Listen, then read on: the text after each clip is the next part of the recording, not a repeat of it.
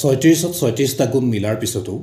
ৰাখিত ৰাজজোৰা মিলাৰ পিছতো বৈবাহিক জীৱনত কণ্ডল বা বিচ্ছেদ হোৱা আমি দেখিবলৈ পাওঁ আৰু কাৰোবাৰ ৰাখি জোৰাই নিমিলে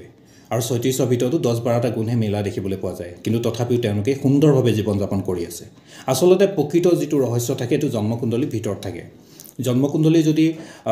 ল'ৰা ছোৱালীৰ যদি জন্মকুণ্ডলীত লগ্নৰ মিল থাকে সপ্তম স্থানত যদি ভাল ভাল গ্ৰহ বহি থাকে কোনো ধৰণৰ মাংগলিক যুগৰ প্ৰভাৱ নাথাকে